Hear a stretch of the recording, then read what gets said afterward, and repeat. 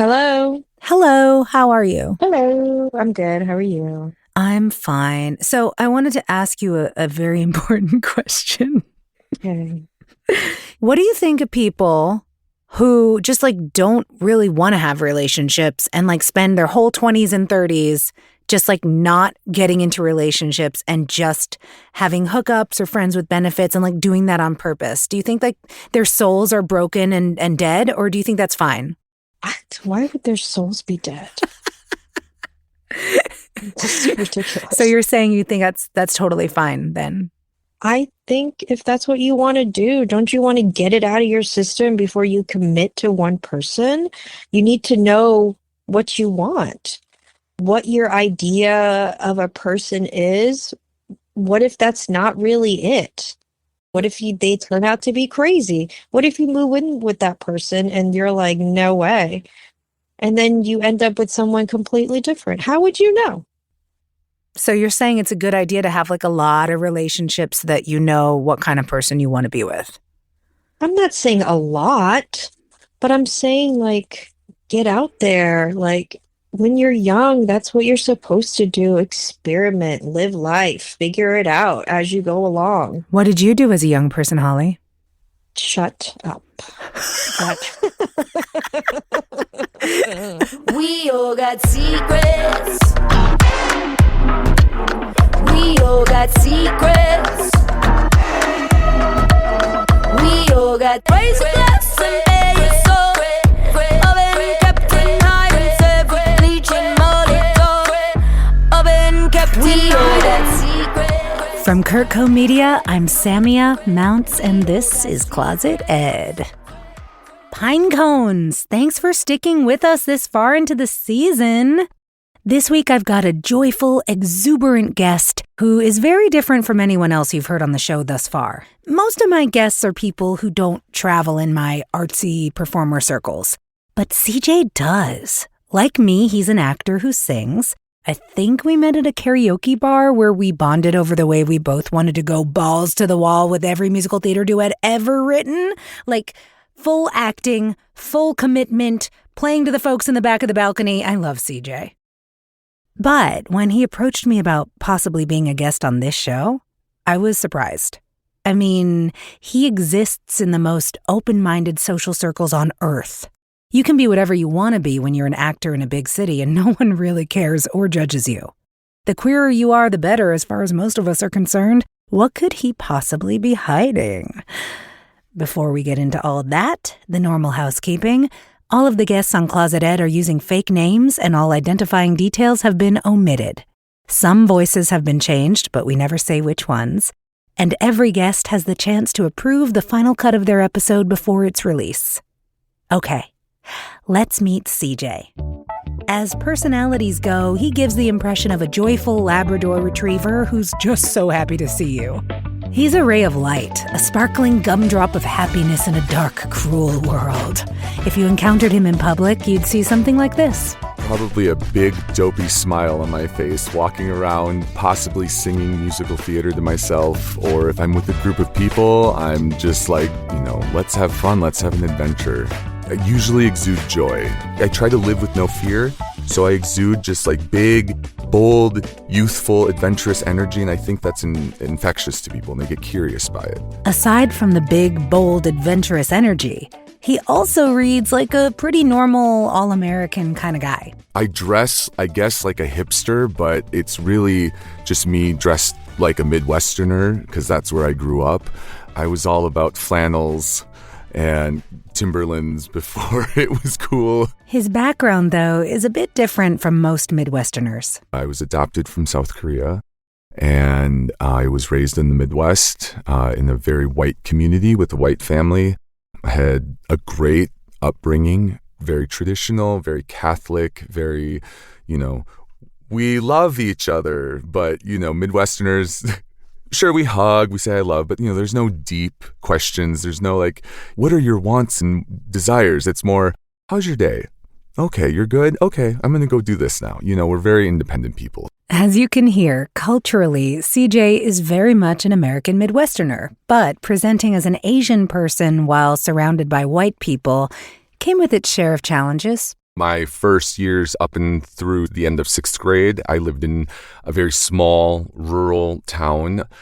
We didn't have internet. We didn't have social media. I was one of maybe 5 Asians in a town of 11,000. And the other 5 were like all a family. And so then it was just me. But CJ's parents wanted him to have some kind of connection to his ancestry. So they found a camp specifically for Korean adoptees. He went every summer throughout his childhood. We were this odd group that we had continued returning from age 5 onwards. So I developed a lot of friends that way who were other adoptees.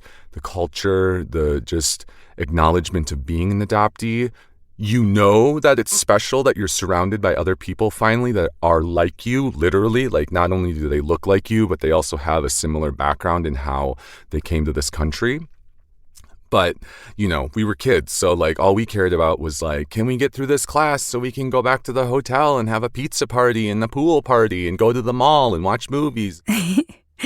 Throughout his childhood and adolescence, CJ focused on achievements. He played all the instruments. Piano very early, and then in school I started with trumpet before I transferred to the trombone. I then picked up more instruments, violin, oboe, clarinet, tuba, euphonium, saxophone, bassoon, cello, viola, percussion. Wow. And he loved the church. I was a good Catholic boy. I used to pray with nuns for fun. Star child of the Catholic Church. Oh, little did I know.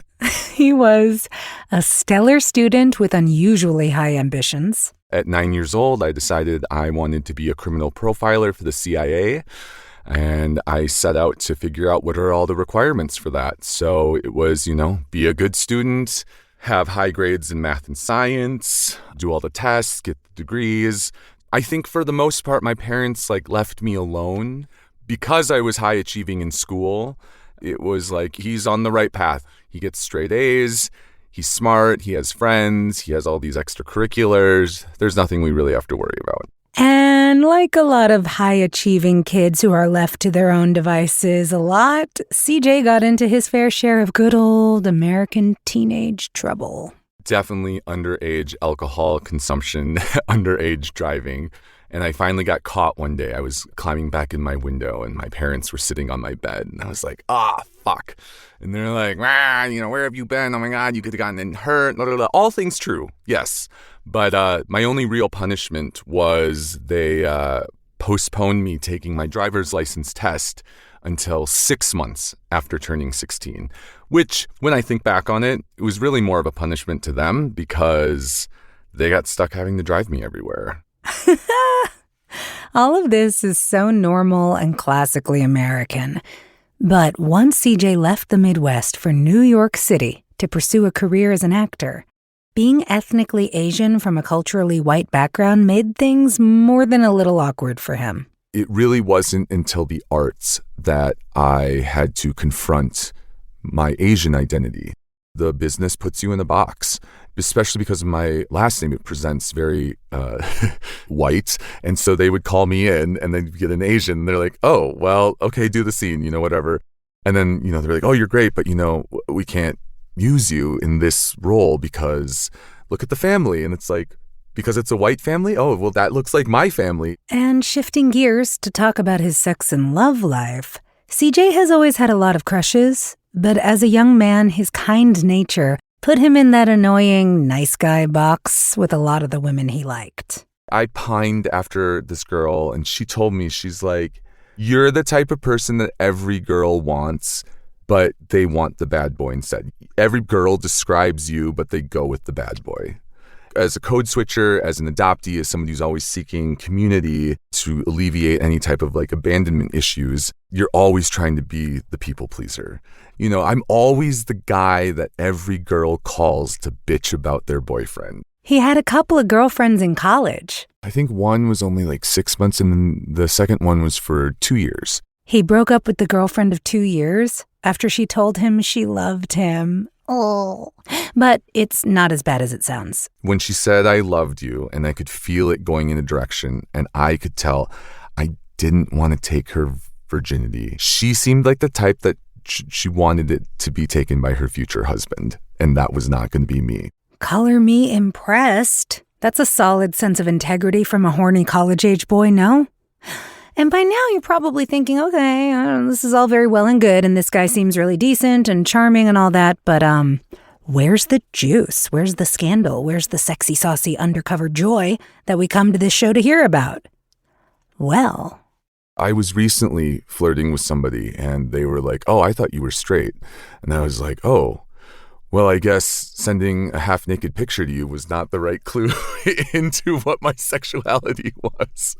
But I responded. I was like, well, to be fair, I like people. I'm attracted to people. Now, I've known CJ for a few years. I've never seen him dating anyone, never heard him talk about sex or his sexual history, and as a result, I've never even wondered about his sexuality, never assumed anything, never even thought about it. His public-facing image is essentially sexless. He's joyful, exuberant, and social, but he displays no obvious sexual energy. So when he approached me about doing this show, my first thought was, wait a second, what is CJ into? I have no idea. Is he straight? Is he gay? I did not know. It never came up, which is weird because I have a way of bringing these things out of people. You know how I've said a bunch of times on this show that I think there are a ton of closeted bisexuals out there allowing people to assume they're straight or gay because it's just easier in our binary, heteronormative world? CJ is one of those. And not only is he super bi, he's also really into sex. All kinds of sex. Fun, freaky sex. When I first realized that I was maybe different, I guess is the word, or at least I realized that I was really into sex, I should say, was when I was in 9th grade, I think. Eyes Wide Shut. Nicole Kidman, I've always had a crush on Nicole Kidman. Like in Moulin Rouge, when she's like rolling around on the floor and just like exasperated Nicole Kidman talking like, oh, so, but she's like, yes, poetry. Oh, it's like, wow. Your Nicole Kidman impression is excellent. But then Eyes Wide Shut, Stanley Kubrick's movie, and it's this giant orgy scene. And I was like, I want to do that. That was actually one of the first times I was like, I was willing to say, I think in bisexuality, that was the first time when I was like, you know what? In that setting where everybody's just touching everything, yeah, if something just went up there, we'll see what happens. I think that was maybe my first like, hey, there's a bigger world out there than what they're just telling us. Hell yeah. More after the break.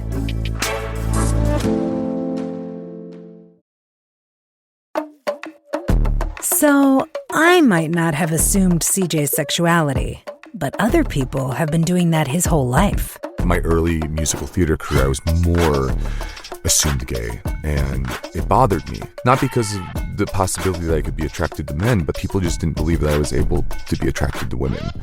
And so I think I definitely learned how to play straight more. I changed, and I would be lying if I said I didn't. I definitely learned how to butch it up to a degree. Has that become now who I am? Like, am I still putting on an act? Maybe. Sometimes separating the two can be muddy, especially when you've been living a certain way for so long. But like, I can bro it out. Football games, sports events, tailgating, beer chugging, like girls, like the locker room talk. I've been in all of that. And so a lot of people have their assumptions about what I want, but very few people actually ask about what my preference is. And those who I think are closest to me, if they get asked, they just say he likes people, he likes humans. Like a lot of people, CJ bristles at society's constant insistence that we clearly define and label ourselves. I've never been a label guy. I've always hated labels. When it came to my sexuality, I oscillated a lot between queer, bisexual. When I meet you, I think of you as you the person, your name, not this is how they present, this is how they identify it. Like, all of that is just encapsulated under you. So I get attracted to you, not necessarily the gender. But in CJ's case, it's possible the resistance to labels was coming from a place of not wanting the label to define him in people's minds. I've never felt the need to talk about my sexuality. And then there was just something that changed where I was like, but why am I not talking about it? Like, where is that coming from? Yeah, where is that coming from? To answer that, we have to go back to the beginning, when CJ was a young, innocent Catholic boy who got really into late-night TV on HBO and Cinemax. Any other 90s kids out there remember this? Because I definitely do. I remember staying up late to watch The Red Shoe Diaries, an erotic anthology series that featured a whole lot of David Duchovny. And what hot-blooded elder millennial doesn't love some David Duchovny, am I right? I'd keep the volume down low and the remote in my hand ready to switch channels the second I heard a stir from my parents down the hall. For me, this was a small seed that got planted in my psyche and sprouted roots a lot later. But in CJ's case, it led to, well, just listen to this. So I had started getting sexually active in like 5th grade, 6th grade, but I didn't know what I was doing was sexual. I was watching something on like scrambled HBO, Skinemax type stuff. And I started getting a boner and I started, touching it, eventually ejaculated. Didn't realize that is what we would eventually learn to call masturbation. It's technically a mortal sin in the Catholic Church. Oh, that means if I don't confess this to a priest, if I die today, I'm going to hell. It doesn't matter that I've never murdered anybody or stolen or whatever, but the fact that I'm privately in my own room getting off, I have to go talk to a guy about this. So that's when I actually had my falling out with the Catholic Church, because I was like, there's no way in hell whatever I thought God was at that time really gives. I'm like, I'm not having premarital sex. I'm not getting someone pregnant. I'm not having an affair. Like, how is this considered adultery? So I was like, nope, the Catholic Church is wrong. Okay, wow. I mean, I'm not sure what kind of magic CJ has that so many other closeted queer people don't have. But I've known so many people with deep religious trauma who had to battle for years of their precious lives just to be able to claim their own sexuality without shame. In many cases, crippling shame. There are a lot of wonderful lessons to be learned from the core teachings of Christianity, but the weird hyper-focus on controlling human sexuality has done so much harm.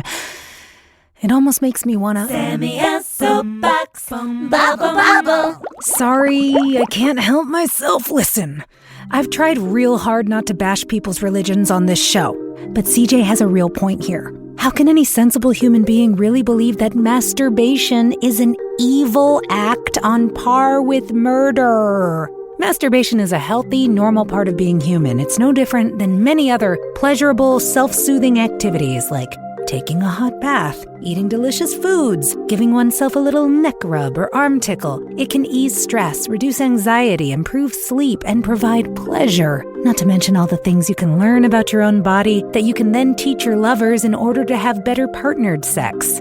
Demonizing masturbation is like demonizing chewing or shivering. It's a natural instinct to pursue self-pleasure. Toddlers do it. Any parent can tell you that. Masturbation, assuming it's not compulsive or interfering with your ability to function in life, is just good, healthy fun. Trying to fill the minds of teenagers with shame and guilt for touching themselves, in my opinion, is morally wrong and deeply harmful. And all these churches need to stop doing that. Maybe they could focus instead on Jesus' teachings about helping the poor and the sick. What a thought. End of soapbox. Sammy's soapbox, bubble bubble. Happily, CJ wasn't deeply afflicted with shame over his budding sexuality. He had sex for the first time in high school. They were a clarinetist, and they were in a lot of my classes together. Yeah, we were just friends. We had been in band for like 4 years together before we started dating. We hung out a lot, and friends had been like, you guys are always so cute together. So it was after prom in 10th grade, and that was how we culminated the evening. Notice how he kept saying they to describe this clarinetist? I had to push to find out if they were a boy or a girl. She was a girl, it turns out. This use of ambiguous pronouns is part of how CJ masks, but his bisexuality really emerged soon after. The first time I ever fooled around with a guy was 11th grade. a very good friend of mine. I think we were exploring things. What'd you guys do? Blowjobs and a lot of making out and a little bit of fingering, but no sex. No sex. See, I engage in lesbian sex, and what you just described is sex. I'm just gonna... Oh, okay. You mean no... No anal penetration there. Yes. Yeah. As this sexy situationship continued, it got super bi and also a little bit poly. It went on for like probably a year. Actually, it did become a throuple for a moment. Oh. His girlfriend, who is now his wife, we were all loving on each other, and we'll say that. It was very like understood without having to talk about it. I knew I wasn't dating him and that she was, but I knew that I was his close friend. She knew I was his close friend. I was a good friend of hers, and she knew that this happened every now and then. It was never discussed, and there was no jealousy. I've actually not reflected on that until this, and I'm like, wow, that's so fucking progressive. When I was in high school, there was this group of hot, popular guys who always hung out together. All the girls wanted them, but they rarely gave any of us the time of day. I found out years later that they hung out so much because they were all hooking up with each other. At that same school, my best friend, a future pediatric cardiologist, tearfully confessed to me one night that he was gay and had been dating another guy secretly. To give you insight into my teenage self, I had crushes on both of them. Classic musical theater girl problem. My friend cried when he told me because his father was a pastor in a church and preached that all gay people were destined for eternal torture in hell. He was afraid his parents would never accept him, and also more than a little afraid that he would be going to hell. Now, happily, none of that actually came to pass, but CJ's easygoing explorations in high school make all that anguish seem so unnecessary.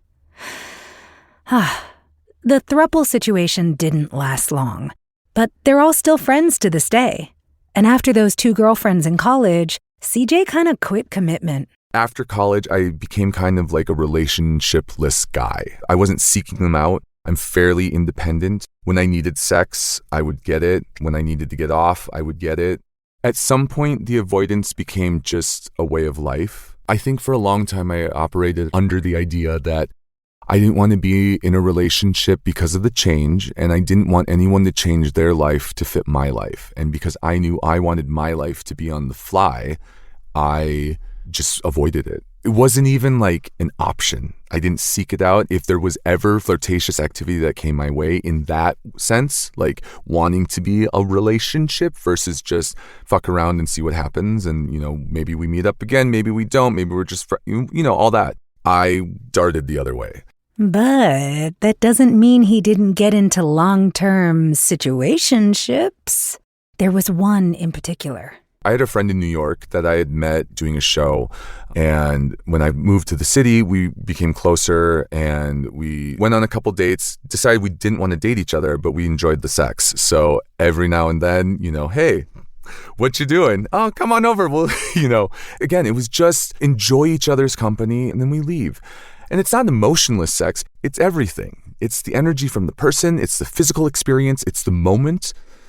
And you can love that moment, but you also can have all of that without necessarily being in a relationship. If you love and care for somebody, you don't need the label. I think it worked because she didn't want a relationship label either. We both wanted the same thing.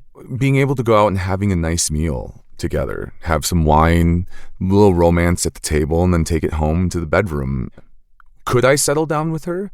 Probably, in the sense that we could live together in the same place and have our independent lives and then also have this beautiful partnership together. I would have felt comfortable living with her and also knowing that, I don't need to be with her 24/7. See, and I would call that a relationship personally. A low commitment relationship for sure, a true friend with benefits, which if you've ever had one, is a really special thing. If you haven't had a true friend with benefits, I highly recommend the practice. Very fulfilling, very fun, very educational, very diverting, darling. I had one for a few years in New York myself. He was wonderful. But I digress. CJ's life in the city as a young man was adventurous. You know how they call it the city that never sleeps? There are these after-hours parties and clubs that stay open until 8 a.m. and so many sex clubs and parties. My New York life consisted of a lot of drunken debauchery in my first 5 years there. That was a lot of just random sex. In the moment, feeling the vibe and feeling the pleasure. I'm really into the physical sensation of sex, and I seek out pain. I love pain. I'm very kinky. That was a lot of those years, was figuring out how kinky am I? And I still have more to explore. I've been tied up. I've been whipped. I've been, ice cubes, wax. Because I'm always what is the hottest orgasm that you can get? I like the way he thinks. He's got orgasmic ambition. That's an excellent quality. And CJ's adventures weren't solely sexual in nature. Listen to this. At one point I was fucking invited out to be the weed dealer for the Saudi royal family in the Mediterranean. And it was wow, maybe not. So the Saudi royal family is smoking pot. You heard it here on this podcast. We are breaking news. Oh, shit. Oh, yeah. We'll just beep out the royal family. I'm not bleeping anything out. No one knows who you are. That's true. That's true. I just want to jump in and say here that in Saudi Arabia, possession of marijuana is punishable by imprisonment and whipping. Yes, I said whipping, not the good kind. So for the royal family to be known in New York City circles to be smoking pot, it seems really hypocritical and unfair, doesn't it? Like a crazy double standard for the rich and powerful versus the people they're supposed to be looking out for.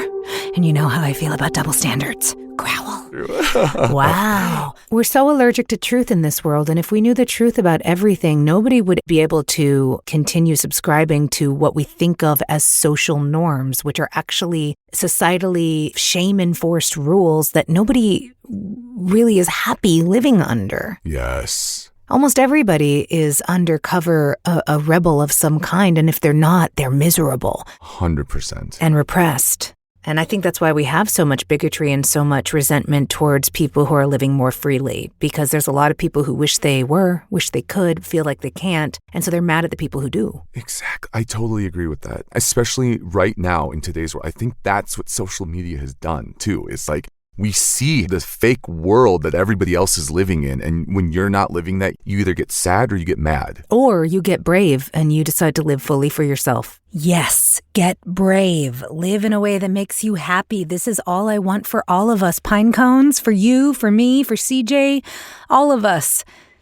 Okay, all right, that was a tangent. Sorry, where were we? Oh, yes, orgasmic ambition. Listen to this. Here's a fun story about Catholicism also that made me realize they were wrong. I'm wait a second. So let me get this straight. God created everything in his image and everything's perfect. And he put the prostate in the butt.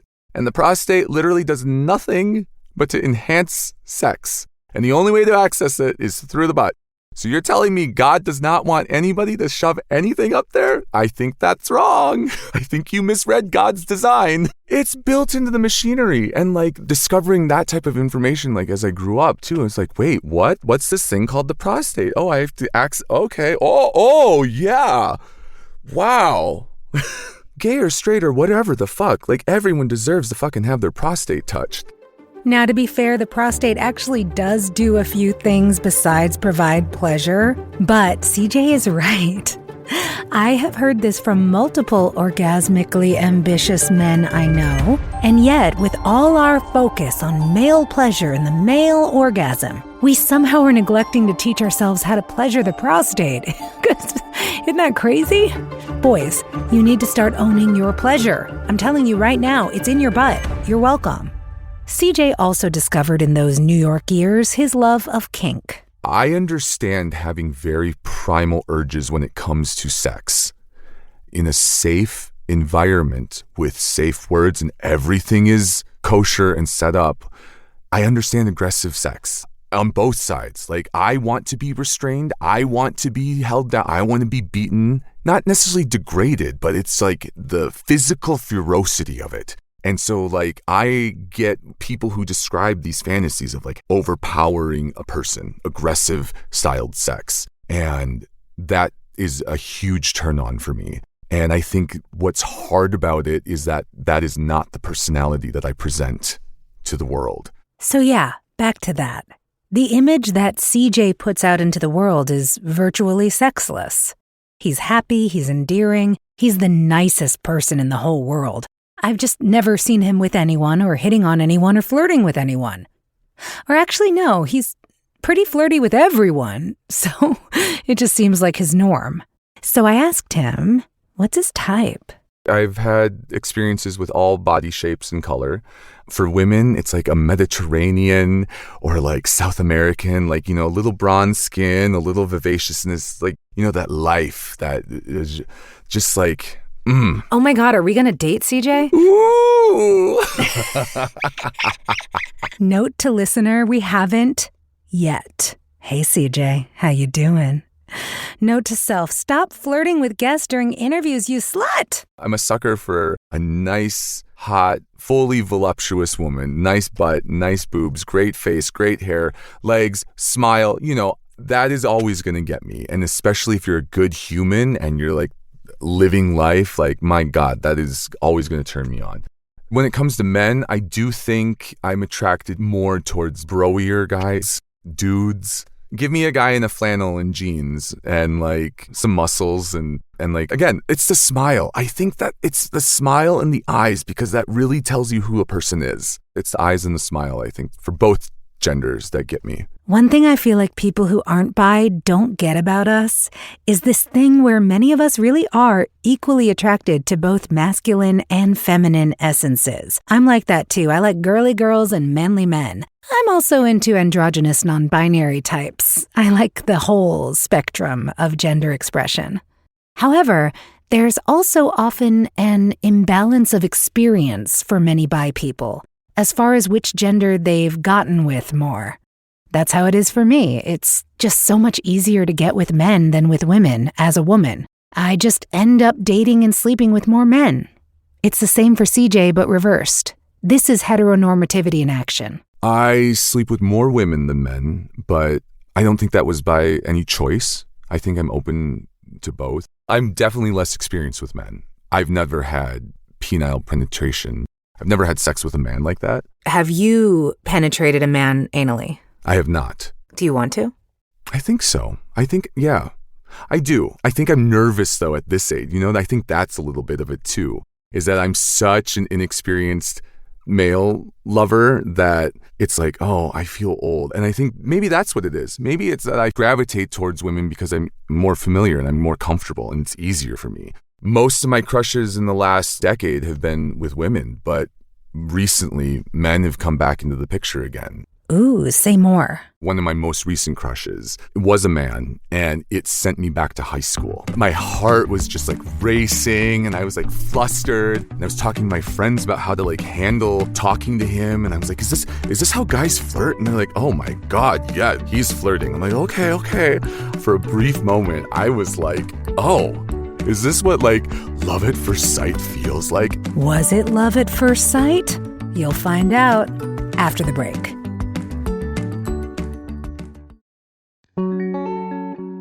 Okay, so spoiler alert, that was a total fake out of a cliffhanger because that crush went nowhere. Except it kind of changed everything. This is the crazy part.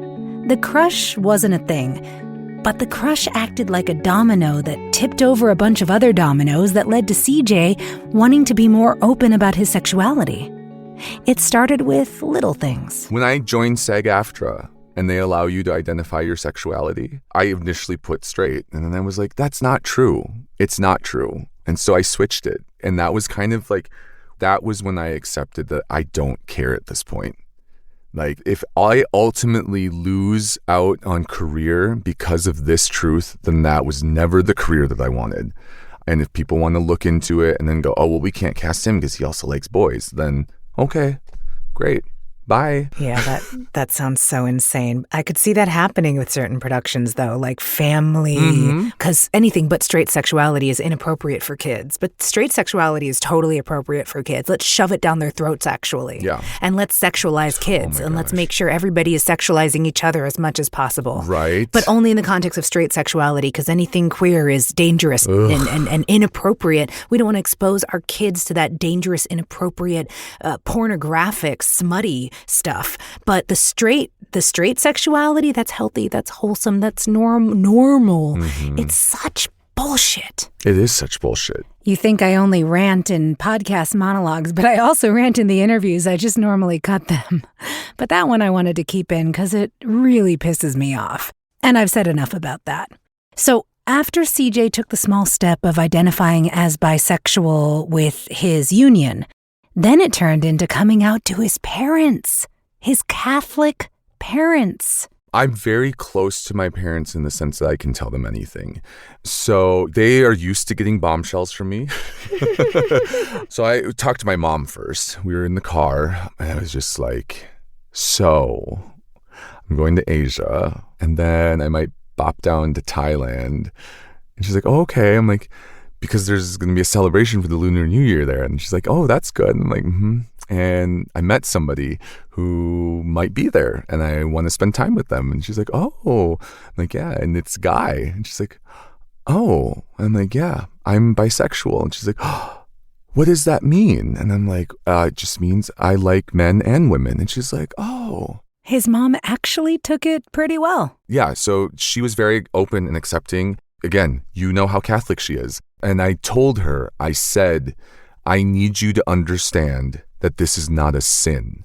I know that's what your church tries to tell you, but you need to understand the difference between saying that you love somebody for what they are versus you love them despite the sin they're doing, because I'm not sinning.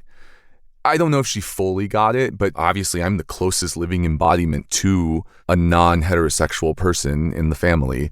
And again, she sees how good of a human I am, and that I would never love somebody or potentially love somebody that is not also a good human. So I think it really was fighting against those 70 years of bad teaching from the church. And his dad? My dad, I think he always had his suspicions that I was not straight because I never brought a woman home outside of college. And I never talked about relationships. But he said, in his words, I think it was, I'm not surprised. I'm like, okay, thanks, Dad. This was a massive change for CJ. He'd spent around 2 decades subtly masking his sexuality and consciously changing his gender expression to seem more straight. And now he's telling mom and dad about his crush on a guy? Why? What changed? Why did I feel I needed to do it? It's this age thing. I don't have shame in it, but I also know that's something that my parents don't know about me. And if in their world is to be the truth, that they'll go up to heaven and they'll watch over me, then they'll find out then, and they'll be like, oh, what's he been doing? Clutch the pearls. But I just wanted to make sure I told them while they were alive. So he didn't really answer the question, but my takeaway from that is that he wants his parents to know him while they're still alive. To really know him. And this is an important part of him, because CJ could fall in love with a man or a woman. And if and when he does bring someone home, he doesn't want it to come with a massive gut punch that might cause stress and conflict during what's supposed to be a happy time. That's my guess. Speaking of relationships, has CJ changed his tune there too? I don't know that I want a relationship per se, but I know that I have to not actively put up a wall against it. I'm open to it now. I think we're supposed to just be open to receiving whoever we need to be with at that time. And if it's a short time or a long time, I think it's just, that's the blessing of life. I love that. One of the reasons I'm polyamorous is that I like to let all my relationships be what they are, without external restrictions being enacted by other relationships that imagine they are in competition with each other. My romantic relationships are not in competition, any more than my platonic relationships are. And I wouldn't let one close friend dictate who else I could and couldn't be friends with, so why would I let a romantic partner do that? But again, I digress. So many distracting tangents in this episode. Going forward, CJ has decided. I'm going to be more forthright with my sexuality and how I feel about it. And maybe because I gave myself verbal permission to do that, my body has responded in turn with being open to receiving all energy more than I already was. That doesn't mean this process doesn't come with its challenges. A lifetime of molding yourself to social norms in order to seem straight, it'll leave a mark on your psyche. I would be lying if I said it wasn't painful. And it's that type of pain that it's minor and dull. It's maybe just like a hum. But you know, when you if there's a humming in your ear for 20 years, you know, it has effects. So I think whether or not I was aware of it as I was carrying it, I think it was affecting me for sure. There was definitely a shame. I couldn't specify it, but there was a weight carrying this. And in this journey of authenticity, it is about releasing all of it and being okay. And more than okay, because I've always accepted me, but it's accepting that I don't care what other people think anymore. That's the true power. For many bisexual men, the side of their sexuality that is attracted to women is the only side they can feel comfortable about.